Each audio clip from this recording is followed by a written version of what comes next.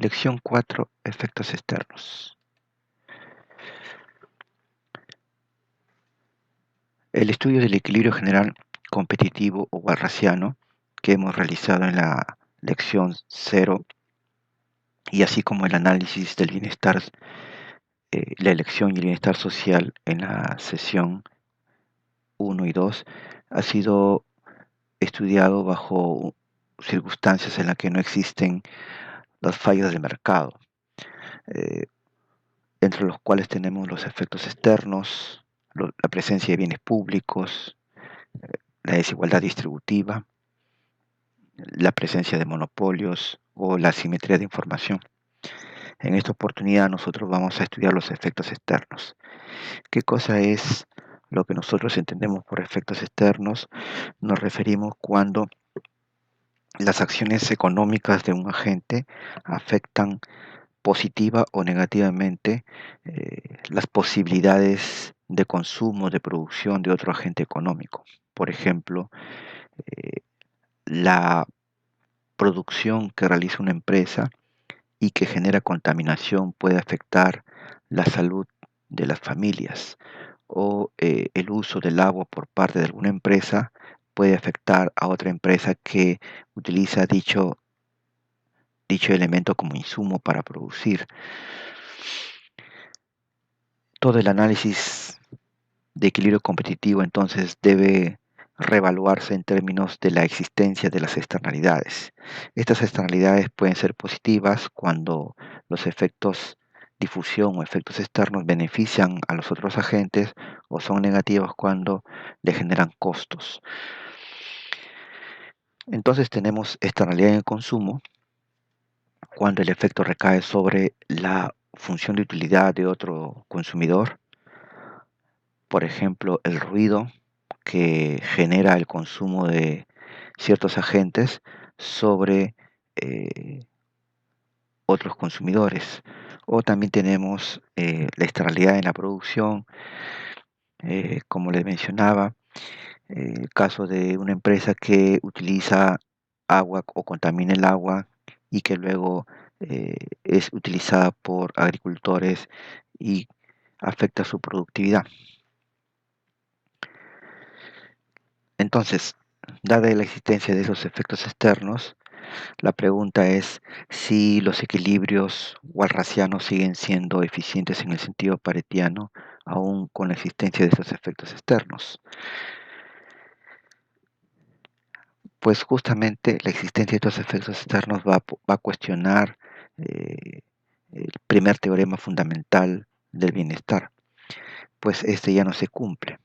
Dado que el primer teorema sostiene que todo equilibrio competitivo implica una asignación Pareto eficiente, veremos que con la presencia de externalidades o efectos externos, los equilibrios ya no implican asignaciones Pareto eficiente. Para poder hallar las asignaciones Pareto eficiente en un contexto de existencia de externalidades, vamos a asumir un modelo en el cual tenemos nada más dos firmas, donde la firma 1 produce un bien X y la firma 2 produce otro bien del cual nosotros haremos abstracción en la medida de que nos permita simplificar el análisis. En las notas de clases nosotros asumimos la existencia de dos firmas y un consumidor. Pero en este caso vamos a asumir dos firmas y todo nuestro análisis va a estar centrado entonces en función de la firma 1. La tecnología de producción de la firma es de tal característica que la función de costo de producción es creciente y además es creciente a una tasa creciente, es decir, la empresa opera con rendimientos marginales decrecientes. 3. La firma 1 produce una externalidad por cada unidad producida, es decir, eh, tanto produce, tanto efecto externo genera. Y este efecto externo repercute negativamente sobre la firma 2, generándole un costo. En este caso, este costo está evaluado por la función E. El signo negativo que acompaña a la función E implica pues que este efecto externo no es un bien, sino es un mal. 5. Ambas firmas son competitivas, no tienen capacidad de influir sobre el precio. Y Entonces, desde un punto de vista de equilibrio general, con la restricción de que no vamos a analizar la producción de la firma 2, sino vamos a tomarla como dada, en la medida que el efecto viene recogido íntegramente por la función E y no por una disminución de la producción de esta, eh, la maximización del bienestar social entonces equivaldrá a la maximización del beneficio, tanto de la firma 1 como de la firma 2. El beneficio de la firma 1 vendrá dado por su ingreso, que es P por X, menos su costo de producción, costo privado, que es C en función de X, más el beneficio de la firma 2, que en este caso, dada la abstracción que hemos hecho, viene recogido íntegramente por el efecto negativo de los efectos externos, ¿no? Que sería entonces menos E de X.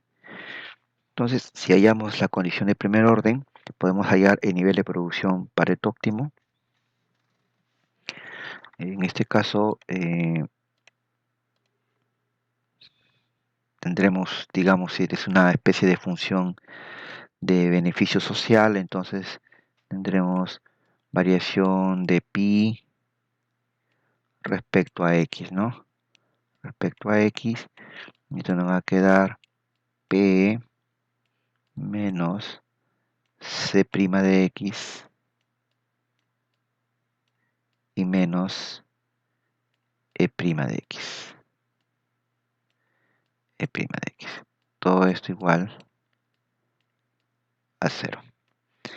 De esto entonces nos queda que la condición de eficiencia exige la igualdad entre el precio y no solamente el costo marginal privado de producción de la firma 1, sino considerando los costos generados por los efectos externos, en este caso recogidos por E' de X.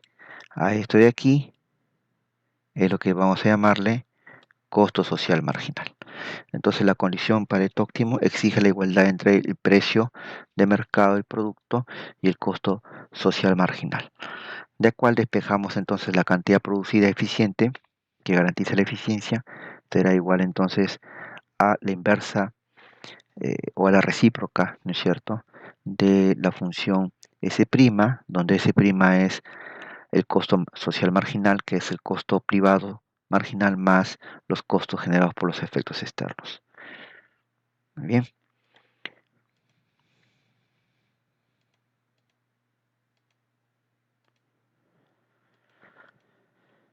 Entonces ahora queremos ver si en equilibrio competitivo un equilibrio walrasiano garantiza la asignación Pareto eficiente.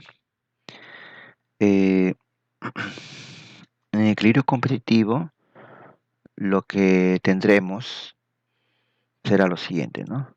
En este caso, la firma 1 maximiza su beneficio, es P por X menos C', perdón, menos C de X, menos CX, costo de producción. Entonces la condición de primer orden exige entonces que la variación del beneficio respecto a un cambio de la producción sea igual P menos C' de X, igual a 0. Entonces, en el óptimo, la empresa 1 producirá hasta que su costo privado marginal se iguale al precio del mercado. ¿Okay?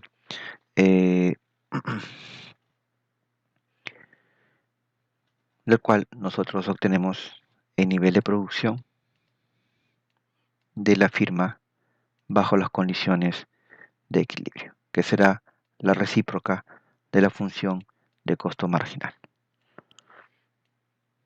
Bien, entonces en equilibrio la firma decide un nivel de producción sin contemplar los costos generados por los efectos externos. En ese sentido, el equilibrio competitivo difiere, lo hemos puesto acá como X asterisco, de la producción Pareto eficiente. Ese será X estrella, ¿no? Entonces, el equilibrio no garantiza una asignación Pareto eficiente. Entonces, el equilibrio walrasiano no es óptimo de Pareto, ya que no ocurre la igualdad de las relaciones marginales sociales con los precios relativos, sino las relaciones marginales privadas. Y hablamos de precio relativo, puesto que el bien 2, o producido por la firma 2, sería una especie de numerario, dado que nuestro análisis está centrado únicamente en la producción del bien 1. Entonces, en presencia de estas realidades, el equilibrio walrasiano no conduce a una asignación Pareto eficiente de los recursos. Una manera de resolver o de afrontar estas situaciones buscando la eficiencia de Pareto es, por ejemplo, mediante la creación de mercados de derechos. Para ello, nosotros vamos a suponer lo siguiente. Se crea el mercado de derecho de generar efectos externos. A través del Estado, la firma 1 va a comprar a la firma 2 el derecho a contaminar o a generar un efecto externo. Para ello debe pagar un precio, el precio R. Y la firma 2 se le otorga el derecho de ofrecer la cantidad de derechos de contaminación o de efectos externos al mismo precio, ¿no? Y existe, y esto es importante, porque toda la consecuencia del modelo supone o se basa en la existencia de una regla institucional, se traduce en normas, en instituciones que hacen cumplir las normas, si no, no podría lograrse dichos acuerdos. En este caso, la regla dice que la firma debe comprar una cantidad de derechos, tanta cantidad de efectos externos genera. O sea, hay una especie de obligación impuesta o acordada a través de una normativa con la firma 1. Entonces, la ley institucional vendría a ser o a establecer la igualdad entre los derechos ofrecidos y los derechos necesarios de comprar como consecuencia de la generación de efectos externos, tanta producción se genere. Entonces, bajo este contexto, la firma 1 debe maximizar ahora esta función de beneficios. Fíjese que ahora su ingreso ya no solamente es, perdón, su beneficio ya no solamente es su ingreso menos sus costos privados, sino está institucionalmente obligado a comprar una cantidad de derechos, tanto efectos externos genere, lo que equivale a decir tanto produzca, al precio R. Entonces, una maximización de esta función implicará P menos C' de X menos R igual a 0. La condición de primer orden, de cual entonces tenemos P menos R igual C' de X. ¿Listo? Pero la firma 2, en este caso, ahora tiene, tomando en cuenta que existe este mercado, tiene un ingreso, puesto que a la firma 2 se le reconoce y se le otorga el derecho de vender derechos de generar efectos externos, recibiendo por cada derecho vendido un pago R. Así que tiene que maximizar esta función.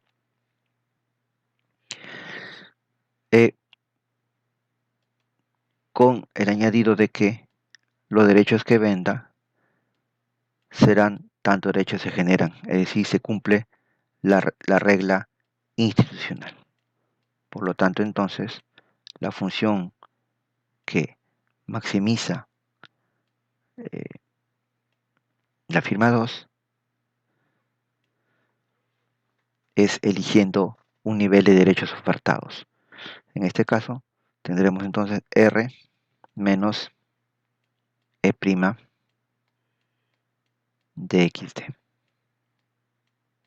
Esto debe ser igual a 0, de cual entonces R debe ser igual a E' XD.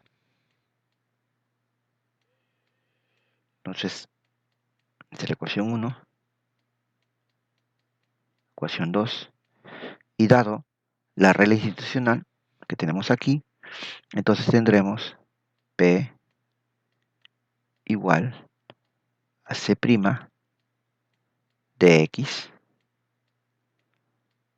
más R, pero R es igual a E' de XD, pero la regla institucional dice que XD es igual a X, con lo que hemos logrado entonces, con la creación de este mercado, una asignación que es Pareto eficiente. Entonces, el modelo nos permite concluir lo siguiente: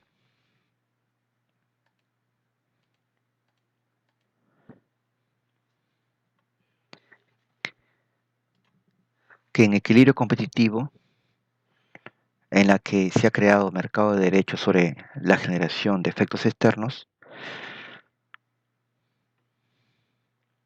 se alcanza una asignación y por ende una producción que es óptimo de Pareto.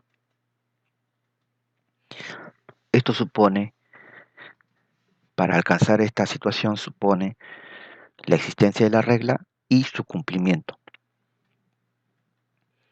Esto está vinculado con la proposición o el teorema de Coase, en la que una economía de equilibrio competitivo donde los derechos de propiedad estén correctamente asignados conducirá, aún en la presencia de efectos externos, a una asignación Pareto óptimo.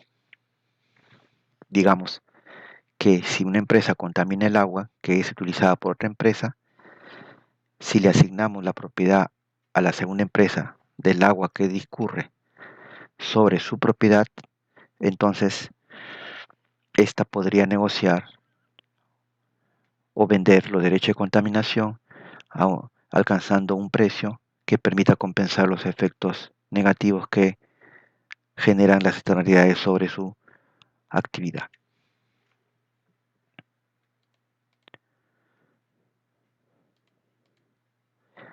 Otra manera de buscar o aproximarnos a la eficiencia paretiana ante la existencia de efectos externos es el establecimiento de impuestos óptimos o también llamados impuestos piguvianos.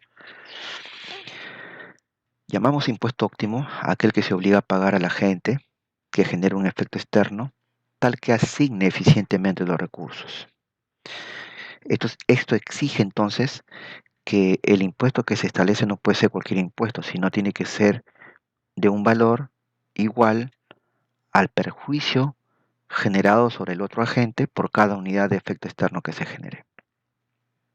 Entonces, como estamos trabajando el supuesto de que tanto se produzca, tanto efecto externo se genera, la variación de una unidad de producción equivale entonces a la generación de una unidad de efecto externo.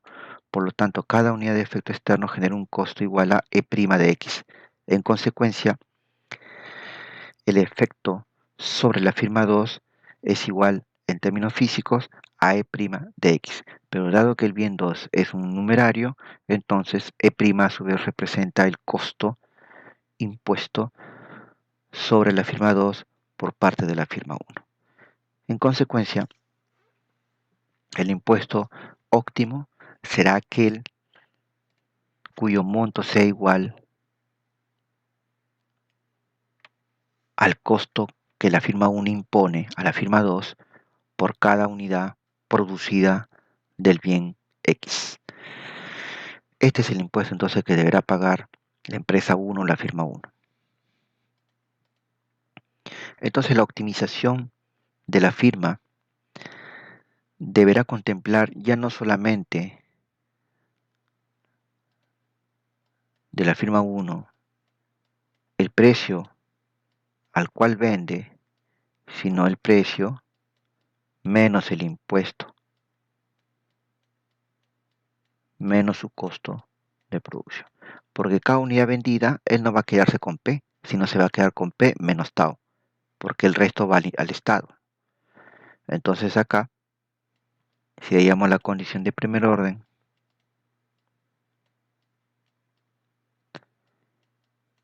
nos va a quedar P menos tau menos C' de X igual a 0.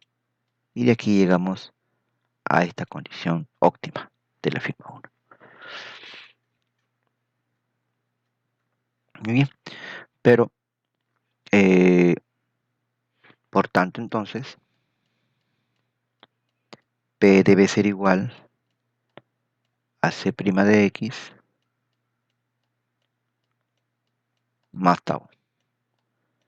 Pero dada la definición de impuesto óptimo, C' debe ser igual entonces, más tau debe ser igual a C' más E' de X, lo cual es la condición Pareto eficiente. Esto quiere decir entonces que si se establecieran impuestos óptimos o piguvianos, en la cual haríamos pagar a los que generan efectos externos impuestos en la misma magnitud de los costos generados, tendríamos una asignación Pareto eficiente. Pero hay un problema con esta política de intervención, porque el establecimiento del impuesto requiere que la autoridad fiscal, el Estado, conozca las funciones de costos sociales o las funciones de efectos externos, de costos de efectos externos, y eso no es tan cierto, ¿no? Hay un problema de asimetría de información por parte de la autoridad fiscal. Pero en el caso que se estableciere, entonces llegamos a la siguiente conclusión. Estableciendo impuestos óptimos o piguvianos, podríamos alcanzar una asignación Pareto eficiente. Sin embargo, como he mencionado, hay un problema de información. Entonces esa sea la segunda política de intervención a través del cual nosotros podríamos alcanzar una asignación óptima de Pareto en la presencia de externalidades. Por último, tenemos el caso de la integración de la empresa, la posibilidad de que la empresa 1 compre a la empresa 2 y en ese caso entonces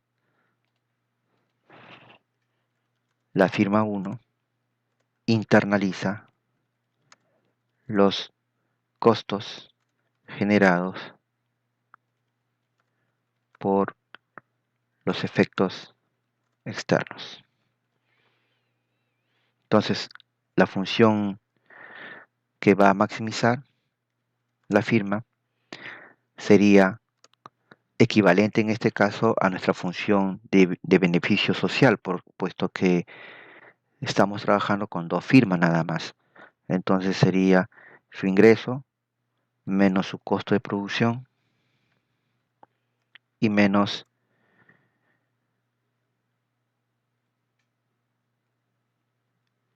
el costo generado por el efecto externo sobre la firma 2, ¿no? Porque eso pasa a ser parte de la firma 1. Y tendríamos entonces un resultado similar a que si nosotros maximizáramos una función de beneficio social.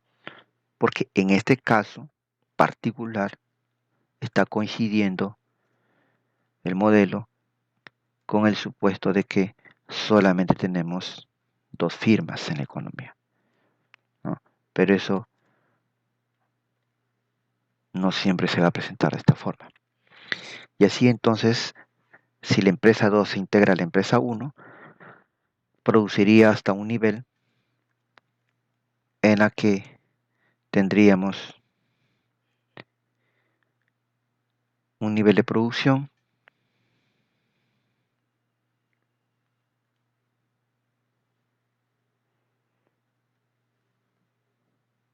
determinado por la igualdad del precio y el costo social, tal como habíamos obtenido bajo la condición de Pareto eficiente. Entonces, esta sería la tercera política de intervención en la que se fomenta la integración de las empresas para que absorban los costos generados por los efectos externos. Pero aquí hay dos cosas. Lo interesante de esta proposición o intervención es que entonces el tamaño de las empresas estará delimitado en la medida eh, que tanto de los efectos externos se quiera absorber, ¿no? Es una manera de eh, eh, tener el concepto de efectos externos en términos de el número de empresas que existen en la economía. Si hay un mayor número de empresas, entonces la presencia de efectos externos de unas sobre otras eh, eh, conllevarán a que la economía opere en condiciones de no eficiencia. Pero si las empresas que están siendo afectadas se integran por las que generan estos efectos externos, entonces se reduce el número de empresas internalizando los efectos externos y alcanzando de esa manera los, los, eh, las condiciones de Pareto eficiente. Mm,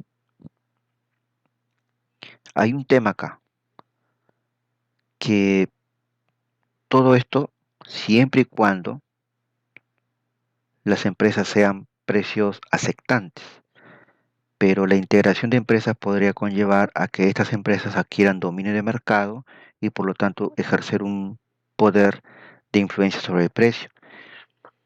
Y si eso ocurre, entonces la ganancia de eficiencia por la internalización de los efectos externos se perdería total o parcialmente o en una mayor cantidad porque se generarían ineficiencias como consecuencia de el poder de mercado adquirido por la empresa de mayor tamaño.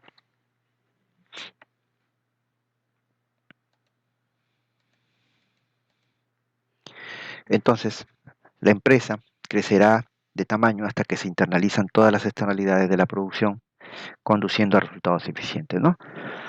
Pero aquí hay que agregarle, siempre que no se generen, siempre que no se generen concentración